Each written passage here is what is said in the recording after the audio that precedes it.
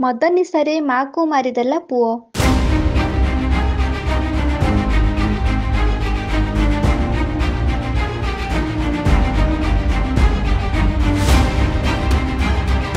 କେନ୍ଦୁଝର ଜିଲ୍ଲା ପାଟଣା ବ୍ଲକ ଅନ୍ତର୍ଗତ ଖିରେଇଟାଙ୍ଗିରି ଭାଲୁପାହାଡ଼ି ସାହିରେ ଦେଖାଦେଇଛି ଏକ ଅଭାବନୀୟ ହୃଦୟ ବିଦାରକ କରୁଣ ଦୃଶ୍ୟ।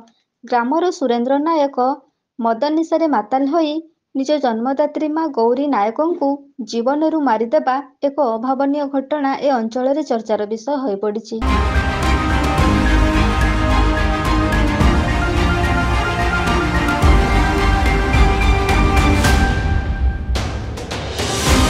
ଘଟଣାରୁ ପ୍ରକାଶ ଯେ ପ୍ରତିଦିନ ମଦ ପିଇ ମଦ ନିଶାରେ ସୁରେନ୍ଦ୍ର ଘରକୁ ଆସିଥାଏ। ଆଉ ପ୍ରତିଦିନ ଘରେ ଆସି ଅସଭ୍ୟ ଭାଷାରେ ପାଟିତୁଣ୍ଡ କରେ। ମଦ୍ୟପରେ ଉଦ୍ଦାମତା ଆଉ କୁଭାଷା ଯୋଗୁଁ ପଡ଼ିଶା ଲୋକ ବି ସେଠାକୁ ଯିବା ପାଇଁ ଇଚ୍ଛା ପ୍ରକାଶ କରନ୍ତି ନାହିଁ। କିନ୍ତୁ ଦୁଃଖର ବିଷୟ ଯେ ଘଟଣା ଦିନ କୌଣସି କାରଣରୁ ନିଜ ମାଙ୍କ ସହିତ ଝଗଡ଼ା ଲାଗିଥିଲା। ଝଗଡ଼ା ଲାଗିବା ସହିତ ମଦ ନିଶାରେ ଉତ୍ତ୍ୟକ୍ତ ହୋଇ ସୁରେନ୍ଦ୍ର ଏକ ଠେଙ୍ଗା ସାହାଯ୍ୟରେ ମା ଗୌରୀଙ୍କ ମୁଣ୍ଡକୁ ମାରିଥିବାର ଅନୁମାନ କରାଯାଉଛି, ଯାହା ଫଳରେ ଘଟଣାସ୍ଥଳରେ ହିଁ ମାଙ୍କ ପ୍ରାଣବାୟୁ ଉଡ଼ି ଯାଇଥିଲା।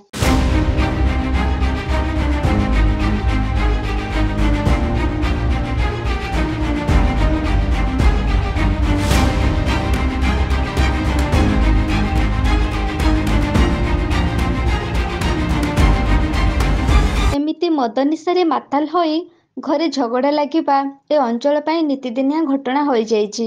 କିନ୍ତୁ ମଦ ନିଶାରେ ମାତାଲ ହୋଇ ନିଜ ଜନ୍ମଦାତ୍ରୀ ମାଙ୍କୁ ଜୀବନରୁ ମାରିଦେବା ପ୍ରାୟ ଏ ଅଞ୍ଚଳ ପାଇଁ ନୂଆ।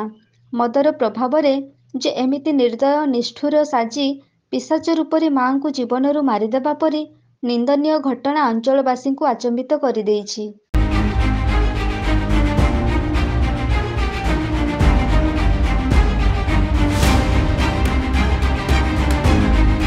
କେବଳ ମଦ ପାଇଁ ଏ ଅଞ୍ଚଳରେ ଏମିତି ଅଘଟଣ ଘଟୁଛି ତାହା ଅଞ୍ଚଳବାସୀ ପ୍ରକାଶ କରିଛନ୍ତି। ଯାହା ବି ଅଘଟଣ ଘଟୁଛି ସବୁରି ମୂଳରେ କେବଳ ମଦ। ଏ ଅଞ୍ଚଳରେ ଚୋରା ମଦ କାରବାର ମଧ୍ୟ ବଢ଼ି ଚାଲିଛି। ଆଗକୁ ଯଦି କିଛି ଅଘଟଣ ନ ଘଟିବା ପାଇଁ ପ୍ରଶାସନ ଚେଷ୍ଟା କରୁଛି, ତାହେଲେ ପ୍ରଥମେ ଏ ଅଞ୍ଚଳରୁ ମଦ ବନ୍ଦ କରିବା ଦରକାର। ନଚେତ୍ ଆଗକୁ ଏମିତି ଅନେକ କିଛି ଅଘଟଣ ଘଟିପାରେ ବୋଲି ସାଧାରଣରେ ଚର୍ଚ୍ଚା ହେଉଛି।